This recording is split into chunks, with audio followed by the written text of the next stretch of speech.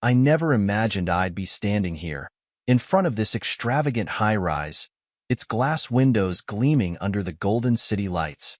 The entrance was adorned with towering floral arrangements, and the guests stepping out of luxury vehicles were dressed in their finest. Women in shimmering gowns, men in tailored tuxedos, all laughing, mingling, living in a world of status and power. And here I was, invited to a wedding I had no business attending. Claudia's wedding. My ex-wife.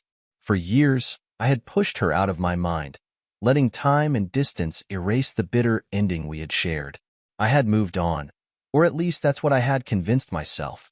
But then, the invitation arrived, handwritten, elegant, deliberate. The moment I saw the familiar curve of her script, I felt something stir deep inside me. "I hope you'll attend." That was all she had written. No explanation, no unnecessary pleasantries. Just those 4 words, weighted with meaning. I should have ignored it. But curiosity has a way of dragging a man into places he knows he shouldn't go. So, I came. Stepping inside the grand ballroom was like walking into another lifetime. The chandeliers hung like cascading crystals, illuminating the marble floors beneath my feet. Waiters glided through the room carrying glasses of champagne, and a live orchestra played a soft melody that melted into the air like silk. It was a world Claudia had always wanted, a world she had built for herself, far removed from the life we once shared. I kept to the shadows, unnoticed. At least, until I saw him. Richard, the man who had taken my place. I knew of him. How could I not? A finance mogul, one of the elite, a man whose face graced business magazines alongside my ex-wife's. He stood at the center of the crowd, basking in admiration, his arm possessively wrapped around Claudia's waist. And then his eyes locked onto me. For a moment, I thought he might ignore me, pretend I didn't exist, as if I were nothing more than a ghost from Claudia's past. But instead, he smirked, that condescending kind of smile men like him reserved for people they believed were beneath them. He leaned in close, his voice a quiet sneer. "You're a middle school dropout, right?" I stilled.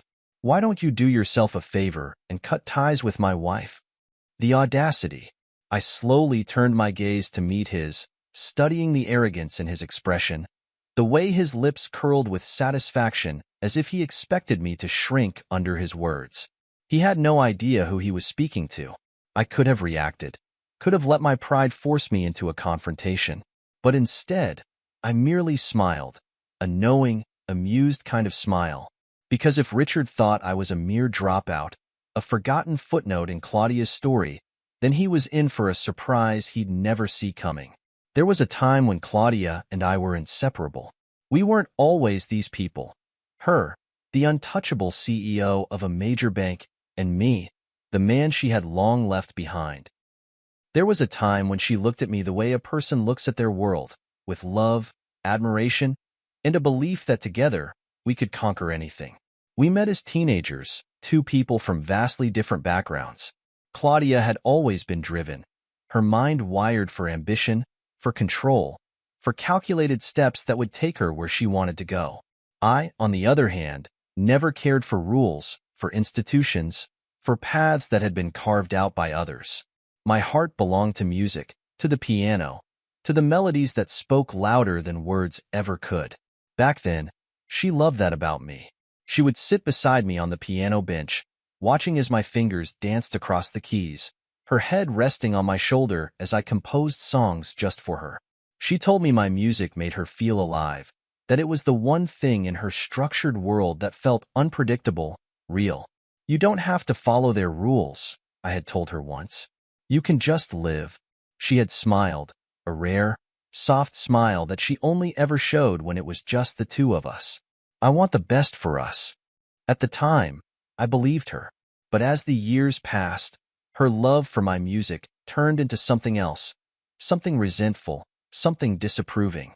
"You can't just live on music alone," she would say, frustration creeping into her voice. "What kind of life is that?" To her, stability was everything. A future needed to be built, not left to chance. And in her mind, my refusal to conform, to chase promotions and degrees, meant that I had no future at all. At first, the changes were subtle, Little comments here and there, gentle nudges to think about my future, to consider something more stable. But soon, it became a divide too wide to ignore. I remember the night it all came to a head. We were in our small apartment, the one we had moved into after college, the one where I had spent nights composing while she buried herself in business textbooks. She had come home late, her expression unreadable, her posture tense. "We need to talk," she had said. I already knew what was coming. "This isn't working." I had simply nodded. There was no yelling, no pleading, no desperate attempts to make her stay. I could see it in her eyes. She had already decided. She left, and I let her go. And so Claudia climbed the corporate ladder, and I disappeared into my music, traveling from city to city, performing in jazz bars, on street corners, in grand halls. She built her empire, and I built mine. But the difference was, mine didn't need validation. Years passed. She became powerful, influential, a name that commanded respect. And I became something she never saw coming. And now, here we were. Her wedding. Her perfect world. And yet, for some reason, she had invited me. I looked around the ballroom, at the crystal chandeliers, at the towering floral centerpieces, at the people dressed in wealth and status. This was her world now. "Why did you even come?" I turned at the sound of the voice and found Marcus, Claudia's younger brother, standing beside me. Unlike his sister, Marcus had never judged me. If anything, he had admired my music, often sneaking into my performances just to listen. "Curiosity, I suppose," I replied with a smirk. Marcus exhaled, shaking his head. "Richard's an idiot. He doesn't know who you are, does he?" "No," I said simply. Marcus gave a half-laugh. "You could ruin him in a second, and he doesn't even know it." I shrugged. "That's the fun part." Just then, Richard's voice rang out again, louder this time, directed at me. "Why is someone like you even here? This event is for people of status." I turned my head slowly, meeting his gaze. He was enjoying this moment of superiority, this belief that he had won something, that I was nothing. I could have responded, could have humbled him with a few well-placed words. But instead, I simply chuckled, because this man had no idea who he had just insulted, and soon he would learn. The reception hall was grand, designed for people who lived their lives in the upper echelons of society. Crystal chandeliers dripped from the ceiling, refracting golden light across tables set with silk napkins and polished silverware. A string quartet played in the background, the kind of elegant, restrained music that fit perfectly with Claudia's world. I took a sip of my drink, not particularly interested in the fine whiskey they were serving. Around me, conversations buzzed about stock markets, high-profile mergers, and political influence. This wasn't my world, and I had no desire to belong to it. Yet, despite that, I was here. I should have left the moment Richard threw his little insult my way. I had nothing to prove, nothing to gain from staying. But something about this moment, about standing in a room full of people who thought they knew everything, kept me rooted in place. And then, I saw him. Marcus. Unlike Claudia, Marcus had never let social status dictate his relationships. He had always been more open-minded, more genuine. He was a man who, despite his success as an investment analyst, still valued the simple things. We had met years ago, back when Claudia and I were still together. He was younger, still finding his way, and for some reason, he had gravitated toward me, intrigued by the way I lived. Where Claudia had seen irresponsibility, Marcus had seen freedom. He would sneak into my performances, absorbing the music as if it spoke to him in ways numbers and financial reports never could. And now, here he was, standing in front of me, shaking his head with a wry smile. "I told Claudia she shouldn't have invited you if Richard was going to act like that," he said, his voice low so only I could hear. "Let them have their moment," I replied, unaffected. "This is their night, after all." Marcus snorted. "That's generous of you. He doesn't deserve it, though. You know that, right?" I knew, but it wasn't my problem. Richard, however, was still enjoying his little power trip. "Why is someone like you even here?" he called out again, his voice deliberately loud enough for people nearby to hear. "This event is for people of status." I turned my head slightly, meeting his gaze. Around him, guests shifted uncomfortably, sensing the hostility in his words. But Richard didn't care. He was too drunk on his own arrogance to notice. I chuckled, a quiet, amused sound that made his brow furrow. "What's funny?" he demanded, taking a step closer. "Nothing," I replied smoothly. "I just find it interesting how people assume status is defined by the clothes you wear, the title on your business card, or the weight of your bank account." Richard scoffed. "That's because it is. And you? You're just some nobody my wife made the mistake of inviting." His words were designed to sting, to put me in my place. But I didn't react the way he wanted. Instead, I just smiled. Because in that moment, I realized something. Richard had no idea who I was. And neither did Claudia. I had spent years building a life outside of their world, away from corporate skyscrapers and high society gatherings. I had poured my soul into my music, traveled the world, performed in places they would never step foot in. I had built something for myself, something real, something lasting. And yet, in their eyes, I was still the same man Claudia had walked away from all those years ago. That was the real joke. Marcus, standing beside me, smirked as if he could read my thoughts. "You really don't know who he is, do you?" he muttered under his breath, just loud enough for Richard to hear. Richard frowned, his bravado faltering for the first time. "What the hell are you talking about?" I could have told him. I could have let him in on the truth right then and there. But where was the fun in that? Instead, I just took another sip of my drink and turned away, letting Richard stew in his own ignorance. Because soon enough, he was going to find out exactly who I was. And when that moment came, it would be his world that shattered. I wasn't always the man standing in this lavish ballroom, exchanging smug glances with men like Richard. There was a time when my name meant nothing, when my pockets were empty, and when Claudia looked at me as if I were a burden rather than a partner. I had grown up in a world where money was plentiful, where my father's name carried weight in boardrooms and business circles. But that world collapsed overnight. One bad investment, one wrong decision, and everything was gone. The grand estate we once lived in, sold to pay off debts. The expensive cars, repossessed before we could even adjust to the reality of being broke. My father was never the same after that. I remember the morning I woke up to find him sitting in the kitchen, staring at nothing, a cup of untouched coffee in his trembling hands. He had built an empire and lost it all, and in his eyes, I saw a man who had no idea how to live outside of wealth. But I was different. I wasn't tied to the stock market, to the endless pursuit of status, to the belief that life's value was measured in dollars. What I had, what no financial collapse could ever take away, was my music. Even after we moved into a tiny apartment, stripped of every luxury, I didn't care. I had my old keyboard, a set of worn-out headphones, and an imagination that never stopped creating melodies. That was when I met Marcus. I had been playing in the school music room, my fingers gliding over the keys, lost in a song I hadn't even realized I was composing. The door creaked open, and I glanced up to see a younger boy standing in the doorway, eyes wide with awe. "That was incredible," he had said. We became friends almost instantly. Marcus had always admired my music. He would sneak into rehearsals, watching me play, asking endless questions about how I composed, how I turned emotions into sound. He was still a teenager, but even then, he had the sharp mind of a businessman. "You could make money from this," he told me once. Real money. I laughed at the idea. Back then, I wasn't thinking about fame or fortune. I just wanted to play. Then Claudia entered my life. She was everything I wasn't. Structured, disciplined, always chasing the next goal. At first, she admired my free spirit.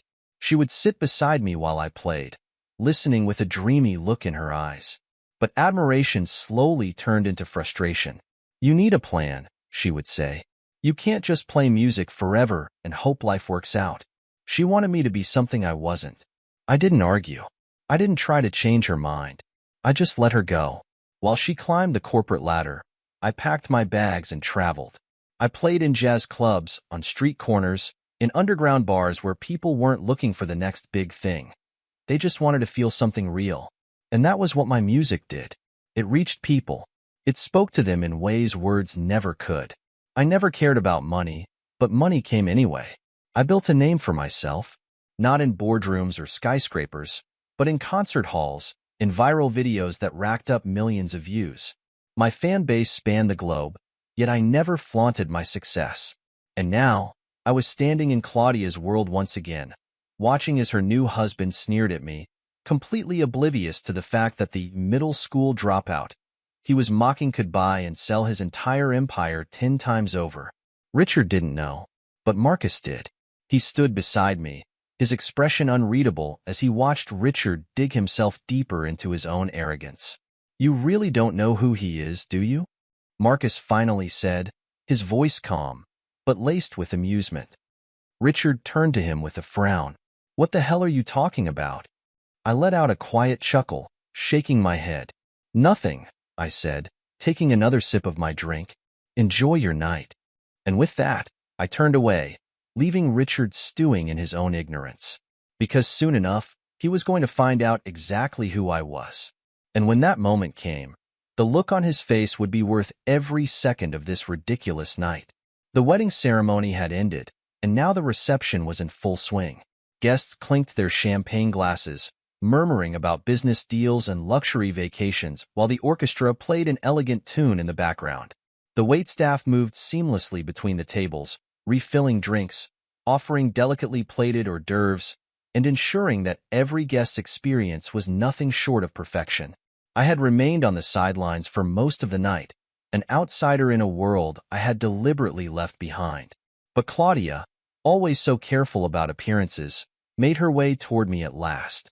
She looked exactly as I remembered her, elegant, poised, the very definition of success. The gown she wore was an extension of that image, fitted to perfection, expensive enough to make a statement without seeming excessive. She stopped in front of me, hesitation flickering in her eyes. "You came," she said softly, as if she hadn't expected me to. I did. For a moment, she seemed unsure of what to say. Maybe she was wondering why I accepted the invitation in the first place. Maybe she wanted to know what I had been doing all these years. Or maybe she was simply realizing that I wasn't the same man she had left behind. Before she could say another word, he stepped in. Richard, the man who had spent the entire evening trying to belittle me, as if doing so would cement his own superiority. His arm wrapped around Claudia's waist, his grip firm, possessive. "Listen, drop out," he scoffed, his voice laced with arrogance. "My wife doesn't need someone like you lingering around. Cut ties and move on." It was almost comical. The way he stood there, so assured of his dominance, so convinced that I was nothing more than a footnote in Claudia's past. I let out a breath, shaking my head slightly. "All right," I said, pulling my phone out of my pocket. "I'll start by closing my $700 million account at your bank." The moment the words left my mouth, the air in the ballroom seemed to shift. Everything, every conversation, every clink of a champagne glass, every note from the orchestra, seemed to pause all at once. The people around us turned their heads, their expressions a mixture of shock and disbelief. But the best reaction came from Richard himself. His smirk faltered. His confidence wavered. "What?" he stammered, as if he hadn't heard me correctly. I glanced at Claudia, who had gone pale, her grip tightening around the stem of the champagne glass in her hand. "You heard me," I said casually, tilting my head. "I'm withdrawing my $700 million. Your wife is the CEO. She can handle it, right?" Silence. The kind of silence that doesn't just fill a room but chokes it. Marcus, who had been quietly watching from the sidelines, let out a low whistle, shaking his head in amusement. "Damn," he muttered under his breath. I turned my gaze back to Richard, who was struggling to process what had just happened. His hands twitched at his sides, his jaw tightening, his entire demeanor shifting from arrogance to outright panic.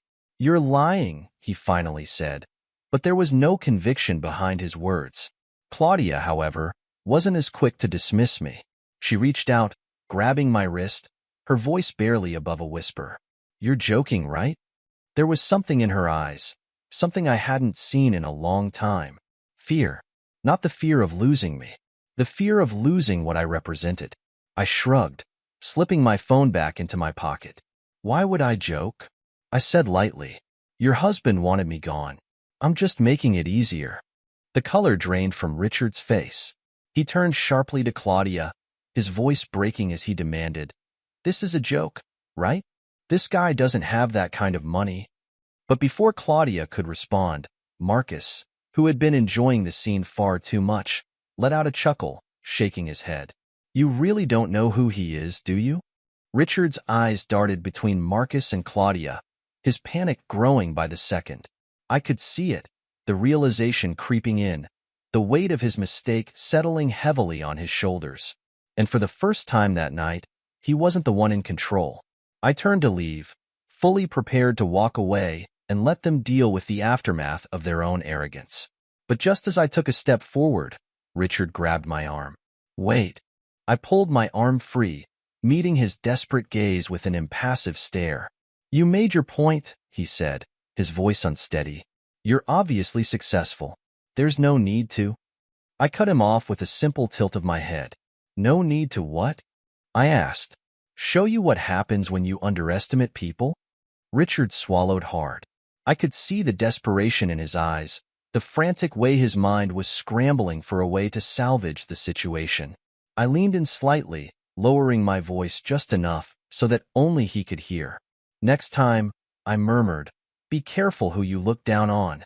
And with that, I turned away, leaving him standing there, speechless, humiliated, and fully aware that he had just made the biggest mistake of his life. The night was far from over, but one thing was certain. I had already won. The weight of my words hung heavy in the air, thickening the atmosphere of the once lavish celebration. The clinking of glasses had stopped, the hum of casual conversation replaced with stunned silence. Eyes darted toward Claudia, toward Richard, toward me. The dropout, the nobody, the man who was supposed to be insignificant. Except now, I wasn't. Now, I was the only person in this room who mattered. Claudia's grip on my wrist tightened, her fingers cold against my skin. I could see the panic blooming in her eyes, the careful facade of composure she had perfected over the years cracking at the edges. You're joking, right? She whispered again, her voice softer now, almost pleading. I tilted my head slightly, studying her. Claudia had always been meticulous, always in control. Every move she made was calculated, deliberate. But this was the first time I had ever seen her rattled. I let out a quiet chuckle. Why would I joke? I said smoothly, slipping my wrist free from her grasp. Your husband wanted me gone. I'm just making it easier. Richard finally snapped out of his stunned silence, shaking his head as if trying to shake off reality itself. His hands curled into fists at his sides, and for a moment, I almost thought he might try something stupid. This is ridiculous, he muttered under his breath before turning sharply to Claudia. Tell me this isn't real. Tell me he doesn't have that kind of money. But Claudia couldn't say anything, because she already knew the truth. She had always assumed she knew who I was. That when she left me behind, she had moved on to something better. And yet, here she was, realizing that I had become something far beyond what she could have imagined. Marcus, who had been watching the entire exchange with barely concealed amusement, finally let out a chuckle, shaking his head. You really don't know who he is, do you? He said, looking at Richard like he was the biggest idiot in the room. Richard turned to him, his face a mask of frustration. What the hell are you talking about? Marcus smirked. You should probably Google him. That was all it took. Within seconds, whispers rippled through the room, fingers tapping on phone screens as people looked me up. And then, just like that, the shift happened. I could feel it. The weight of 100 pairs of eyes flickering between me and the glowing screens in their hands. The slow realization washing over them. The collective gasp that followed. Someone near the back of the room exhaled a sharp breath. No way. Another voice, barely above a whisper. Wait, he's... Richard snatched Claudia's phone from her hands, his eyes scanning the screen, his expression twisting into something between shock and dread. And then, finally, the moment I had been waiting for. His hands shook. His confidence, so unwavering, so absolute, shattered. I watched as reality sank in, as he pieced together every mistake he had made tonight. Because now, he knew. I wasn't just some washed-up nobody from Claudia's past. I wasn't a dropout. I wasn't a failure. I was one of the most renowned pianists in the world. A musician with an audience of millions. A net worth that far surpassed his own. And the worst part? I had never needed to flaunt it. Richard's jaw clenched so tight, I thought he might break his teeth. He turned back to Claudia, his face ashen. "Did you know?" he demanded. Claudia didn't answer. Because she didn't have one. She had left me behind all those years ago, certain that I would amount to nothing. She had assumed that, without her, I would fade into obscurity. And now, at her own wedding, in front of everyone she respected, she was being forced to face the truth. Richard took a shaky breath, his mind undoubtedly scrambling for a way to fix this. "Look," he started, his voice low, measured. "There's no need to be rash. Let's just—" I raised a brow. "Rash?" He swallowed. "I'm just saying maybe we should talk. You don't actually have to close your account. I mean, let's be reasonable here." I studied him for a long moment. A part of me considered dragging this out, watching him squirm a little longer. But then I decided I was already bored. I turned my attention back to Claudia. "It's funny," I mused, "how things work out, isn't it?" She didn't answer. Couldn't.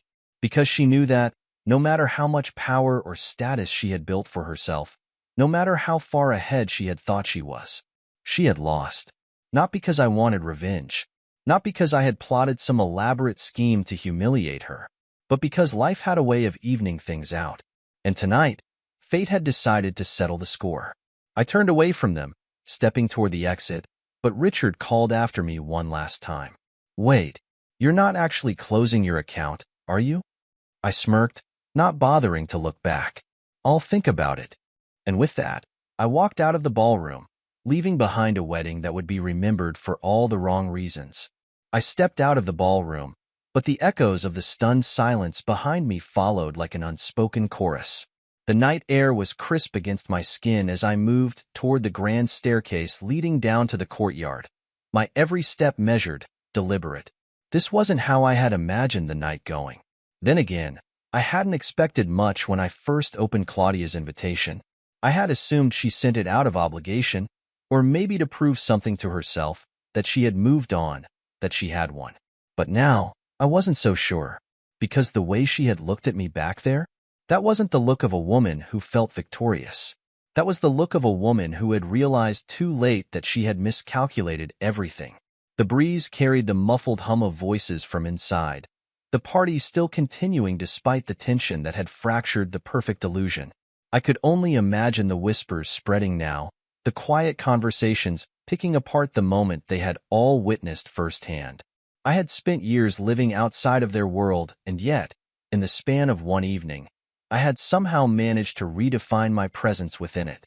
I reached the bottom of the steps, planning to call for a car when I heard hurried footsteps behind me. "Wait," I sighed before I even turned around. I already knew who it was. Claudia. She stood at the top of the stairs, her silhouette framed against the golden lights of the ballroom entrance. The way she held herself was the same as always, poised, elegant, still in control even when everything around her was falling apart. Except now, I could see the cracks. For the first time since I had arrived, she wasn't performing for an audience. She wasn't the unshakable CEO, the woman who had orchestrated this perfect evening. Right now, she was just Claudia, the same woman I had once shared late-night conversations with, the same woman who had once curled up beside me as I played the piano, letting my music lull her to sleep, the same woman who had walked away. I didn't move as she descended the stairs, her steps slower now, more hesitant. "We need to talk," she said, her voice quieter than before. "There's nothing left to say," I replied evenly. She exhaled sharply, shaking her head as if she couldn't believe I was actually walking away from this. "I was wrong about you," she admitted, and I caught the slight tremor in her voice. "About everything." I let out a humorless chuckle, glancing up at the sky. The city lights flickered in the distance, the skyline an endless sprawl of glass and steel. Everything she had built her life around. "What part?" I asked, finally looking at her. The part where you assumed I'd never be anything? Or the part where you thought I'd always be there, waiting for you to realize your mistake? She flinched. Good. Because the truth had always been simple. She had never believed in me. Not really. She had loved me, once. But even back then, that love had always been conditional, hinged on the idea that one day I would change, that I would wake up and suddenly decide to chase the kind of success she valued. And when I didn't, she left. I didn't know, she whispered, her voice barely audible. That's the problem, isn't it? I said, tilting my head. You never asked. You never cared to know. She opened her mouth, then closed it again, her fingers curling into the fabric of her wedding dress. You have no idea how many times I thought about calling you, she finally admitted. About asking if what? I interrupted. If I had changed? If I had finally become the person you wanted me to be? She swallowed hard. I took a step closer, my voice calm but firm. Claudia, you didn't leave me because I had no ambition. You left me because I refused to chase the kind of ambition you respected. Her breath hitched. And that's okay, I continued. You made your choice and I made mine. The difference is, I never regretted mine. Silence stretched between us, thick and heavy. She had spent years convincing herself that she had moved on, that her life was better without me, that she had everything she ever wanted. But now, on her wedding night, she was standing in front of me, struggling to find the words to justify her choices. She started, then sighed. I just wanted to know if you were happy. I smiled then, small, knowing. I was happy the moment I stopped needing your approval. Her lips parted slightly, as if she wanted to respond, but nothing came out. There it was, the truth she had never considered, the realization that I had never been waiting for her to realize her mistake, that I had never needed closure, because I had already moved past it long before she had. And that was the real loss. Not that she had left me, but that when she looked at me now, she knew, deep in her bones, that she had let go of something she could never get back. I took one last glance at her before turning away for the final time. Richard would still be inside, trying to salvage his bruised ego, clinging to whatever dignity he had left. The guests would still be whispering about the scene they had just witnessed. And Claudia?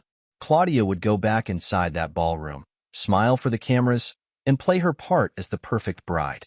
But tonight, long after the music faded and the guests left, she would lie awake knowing that she had built her perfect life, her perfect empire. And yet, somehow, she had still lost. I walked toward the waiting car, sliding into the back seat as the driver closed the door behind me. I pulled out my phone, scrolling through messages from people who actually mattered. Musicians, old friends, people who had never doubted me. And then, almost on impulse, I opened my music app. I hit record, and in the quiet of the car, as the city blurred past the window, I started playing the melody that had once been Claudia's favorite, for old friends and lessons learned. Because some memories don't need words. Some lessons don't need to be spoken. And some victories are won in silence. The city lights flickered past in a blur of gold and white as the car cruised through the quiet streets. The weight of the night should have settled by now, but I could still feel the tension lingering in my chest like an unfinished chord. I leaned back against the seat, fingers grazing over the screen of my phone as I scrolled through unread messages. My inbox was full. Congratulatory texts from old friends, amused comments from people who had witnessed the spectacle at the wedding, and even a few industry executives reaching out with offers I had no intention of entertaining. It was strange, the way the past had suddenly resurfaced in one night. I hadn't come to Claudia's wedding expecting a confrontation. I hadn't even come with the intention of proving anything. But life had a funny way of tying up loose ends in its own brutal, poetic fashion. And Claudia? She had received her lesson in respect the hard way. The thought brought a small smirk to my lips, but it quickly faded as my thumb hovered over an old contact in my phone. I stared at the name for a long moment before finally closing the screen. There was no point in looking back now. A soft chime interrupted my thoughts, and I glanced at my screen. Marcus, where the hell did you disappear to? You left before the real fun started. I chuckled, shaking my head before typing a quick response. Me. I figured the entertainment portion of the night was already handled. His reply came almost instantly. Marcus, you should have stayed a little longer. Richard nearly lost his mind after you left. It was the most satisfying thing I've ever seen. I could picture it perfectly. Richard, trying to salvage what little dignity he had left, frantically whispering to Claudia, demanding an explanation, realizing too late that he had just burned a bridge he should have never crossed. I could also imagine the whispers that would haunt them for weeks, if not months. The ex-husband was actually a millionaire? How did they not know? Claudia really downgraded. Huh? And the best part? I didn't even have to lift a finger to orchestrate any of it. I tucked my phone away and glanced out the window. The streets had emptied, the city settling into its quiet late-night rhythm. The car slowed as it approached my building, an understated yet elegant brownstone tucked away from the chaos of the downtown district. Unlike Claudia, I had never needed grand displays of wealth to prove anything. "We're here, sir," the driver said, stepping out to open the door for me.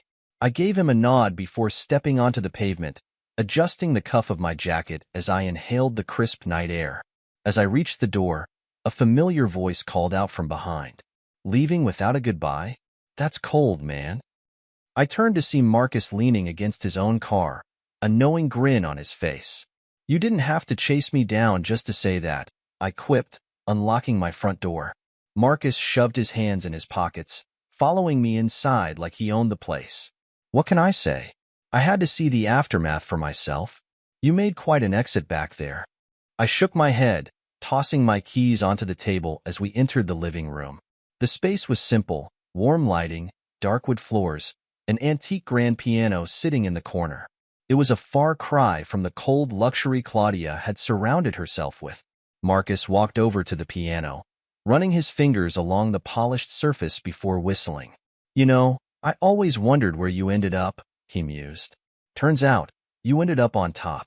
Quietly, of course, but still." I shrugged, pulling off my jacket. I never needed an audience. "Could have fooled me," Marcus chuckled. "The way you played them all tonight? That was a damn performance." I smirked, shaking my head. "That wasn't a performance," I corrected. "That was just reality hitting them a little harder than they expected." Marcus laughed, sinking into the couch. "You have no idea how much I've wanted to see Richard taken down a peg. He's been unbearable since day one. The moment Claudia started dating him, it was like he thought he owned the world. That explains why he acted like a complete idiot tonight," I muttered. Marcus nodded. "He's always been insecure. That's why he flaunts his money, why he always has to prove he's the most important person in the room. But you? You walked in without saying a damn word, and suddenly, he was the fool. That's power, my friend." I leaned against the armrest, my fingers absently tapping against my knee. "I didn't do it for power," I said. "I just wanted to remind them that some people don't need validation to be successful." Marcus exhaled, shaking his head with a grin. "And that's exactly why you won tonight." I fell silent, my gaze drifting toward the piano. "You know," Marcus said, leaning back, "Claudia didn't look too happy after you left." I raised a brow. "She's married now. Her happiness isn't my problem." "Maybe not," he admitted. "But let's be real. Tonight wasn't just a wedding for her. It was a statement. She wanted to show you that she had one. But instead, she got the exact opposite." I considered that for a moment, the thought settling into my chest like a final note at the end of a melody. "Maybe," I murmured. Marcus studied me for a long moment before sighing. "Well, if you ever want to rub it in just a little more, I've got plenty of stories about Richard that'll make you laugh." I chuckled, shaking my head. "I think I've done enough damage for one night." Marcus stood, stretching. "Fair enough. But don't be a stranger, all right? Some of us actually enjoy your company." "Noted," I said, walking him to the door. As he stepped out into the night, he turned back with one last smirk. "By the way, that whole 'I'll think about it' line, pure gold. Richard's probably still sweating over it." I laughed, watching as he disappeared down the street. Closing the door behind me, I exhaled deeply. The night had been unexpected, chaotic, a reminder of how far I had come. And yet, I felt lighter. Because now, there were no more ghosts from my past waiting in the shadows. No more unfinished stories. Just me, my music, and the life I had built on my own terms. The next morning, I woke up feeling lighter than I had in years. There was no lingering weight in my chest, no unresolved emotions clawing at the edges of my mind. The past was exactly where it needed to be, behind me. The sunlight streamed through the curtains of my loft, warming the hardwood floors and casting long, golden streaks across the grand piano in the corner. The instrument had been with me through everything, from the days when I had nothing but a worn-out keyboard to now, when I had built a life far greater than what anyone had expected. As I stretched and pulled myself out of bed, my phone buzzed on the nightstand. Marcus. I smirked, shaking my head. Of course, he wouldn't let last night die down just yet. I picked up the call and leaned against the window, watching the city come to life below me. "Please tell me you saw the news," Marcus said, his voice full of barely contained amusement. I raised an eyebrow. "Should I be concerned?" "Depends," he said. "Are you concerned about the fact that the entire wedding is trending?" I blinked. "Trending? What the hell are you talking about?" Marcus laughed. "Just check social media. Oh, and before you do, don't say I didn't warn you." I ended the call and immediately pulled up my phone, tapping into one of the news apps I rarely bothered with. And there it was. CEO's wedding becomes a night to remember, for all the wrong reasons. I scrolled further. My curiosity piqued. There were hundreds of posts, all dissecting what had happened last night, from Richard's arrogance to the moment he realized he had insulted the wrong man. One video had already gone viral, a recording of the exact moment I had said, "I'll start by closing my $700 million account at your bank." The caption? "The art of a silent flex." I exhaled, shaking my head in disbelief. I had never sought attention for what I did. I had spent years avoiding the very world that now seemed fascinated with me. And yet, here it was. The internet had caught on, and people were loving the irony.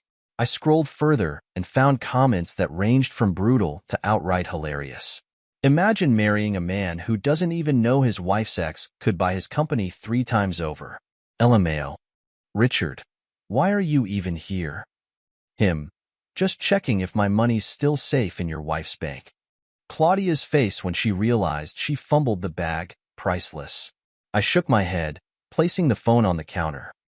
It was strange. For years, Claudia and I had lived completely separate lives, with no overlap, until last night. Now, our names were being spoken together again, but not in the way she had hoped. And I just knew, that she would hate every second of it. The thought made me chuckle as I made my way to the kitchen, brewing a fresh cup of coffee. But just as I took my first sip, my phone buzzed again. This time, it wasn't Marcus. It was Claudia. I stared at the screen for a long moment, debating whether I should even bother answering. I had nothing left to say to her. I had walked away last night for a reason. And yet, something about the fact that she was calling me now, after everything, made me curious. I sighed before finally answering. "Claudia." There was silence on the other end. Then, finally a sigh. "I assume you've seen the news." I smirked. "Did you really think I wouldn't?" She let out a dry laugh, but there was no humor in it. This wasn't how it was supposed to go. I leaned against the counter, tilting my head slightly. "And how exactly was it supposed to go?" She hesitated before responding. I didn't think it would turn into this. I didn't invite you to humiliate you." I scoffed. "No? Then why did Richard feel so comfortable trying to insult me in front of everyone?" She didn't answer right away. "He didn't know who you were," she admitted. I chuckled. That much was obvious. Another pause. "I thought you would have told me, you know." That caught me off guard. "Told you what?" "That you became this." I exhaled through my nose, shaking my head. "You never asked, Claudia." She sighed again. "I know." There it was. The regret. Not just for last night. For everything. For walking away. For assuming I would never be anything. For realizing too late that she had been wrong about me. But I wasn't about to give her the satisfaction of an emotional reunion. I had nothing left for her. "I don't know what you expect me to say, Claudia," I said evenly. "But whatever it is, I'm not interested. She let out a slow breath. I figured. Silence stretched between us again, heavier this time. I knew this would be the last time we ever spoke, and somehow I was okay with that. I hope you're happy, she said at last, her voice softer now, almost vulnerable. I am, I answered simply, because for the first time in years, I truly meant it. Without another word, I ended the call, placing my phone face down on the counter. And just like that, it was over. No more unfinished business. No more what-ifs. Just me, my music, and the life I had built on my own terms. The past was finally where it belonged. And I was exactly where I needed to be. The silence after the call was different from any I had experienced before. It wasn't heavy or suffocating like unfinished business. It was clean, like the last note of a song played exactly as it was meant to be. I stood there in my kitchen, my coffee now cooling in my hand, realizing something simple but profound. It was over. Not in the way heartbreak lingers. Not in the way some people tell themselves they've moved on but secretly still check old photos in the middle of the night. No, this was truly over. There was nothing left to say, nothing left unresolved. Claudia and I had walked separate paths for years, and last night had been the final crossroads where our worlds collided before splitting apart forever. And somehow, I had been given the last word, not just in conversation, but in the way life had played out. I didn't need revenge. I didn't need Claudia to beg for me back, nor did I need Richard to suffer beyond the public humiliation he had already earned. All I needed was what I already had, a life that was mine and mine alone. With a quiet sigh, I placed my phone down and turned to the one thing that had always made sense: music. My fingers found the smooth keys of the grand piano, and without thinking, I began to play. The melody was soft, almost bittersweet. It wasn't for Claudia, it was for me. A quiet reminder that I had never needed her validation, that I had always been enough, just as I was, that I had never been the one who lost. Halfway through the song, a notification lit up my phone screen. I nearly ignored it, but something told me to look. Marcus had sent me a video. I sighed, shaking my head. Of course he had. I pressed play, and then I laughed. It was a recording from inside the wedding hall after I had left. The camera was shaky, likely taken by someone trying not to get caught, but the audio was crystal clear. Richard stood near the table, his face red with fury, his hands gesturing wildly as he spoke to Claudia. What the hell were you thinking, inviting him here? Claudia looked exhausted, her face blank, her fingers massaging her temple. Richard, please. No, don't please me, he snapped. Do you realize what you've done? Do you know how many people were watching? How many of them are laughing at us right now? She exhaled. It wasn't supposed to go like this. Well, it did. Richard practically shouted. And now you've made me look like an idiot. One of his business partners tried to step in, speaking calmly. Richard, maybe we should sit? No, he interrupted, shaking his head. This was supposed to be about us. About me. And instead, I just got humiliated in front of everyone. Marcus's voice appeared in the background, dripping with amusement. Oh, don't take it so personally, Richard. You're just mad because you found out the hard way that you're not the most important man in your wife's life tonight. The audible gasp in the background was pure gold. Richard lost it. You think this is funny? He roared, moving toward Marcus, only for someone to hold him back. That guy, he's nobody. Just because he's got money doesn't mean. You're right, Marcus interrupted smoothly. His money isn't the point. It's the fact that he didn't even have to try to bring you down. He just existed, and it was enough. Richard's face contorted with rage. The video cut off. I laughed so hard I nearly choked. It was perfect. Richard had spent the whole night trying to prove his superiority, only to realize too late that he had never even been in the competition. And Claudia? She had miscalculated everything. I sent a quick text back to Marcus. I hope you know that video made my whole morning. His reply came immediately. Marcus, figured you'd appreciate it. Oh, and in case you were wondering, Richard didn't even sleep at home last night. Guy stormed off in the middle of the night. Classy. Huh? I smirked. Couldn't have happened to a better guy. Marcus responded with a string of laughing emojis before adding, "Marcus, so, what's next for you? Now that your villain origin story is complete?" I chuckled. Me? Nothing changes.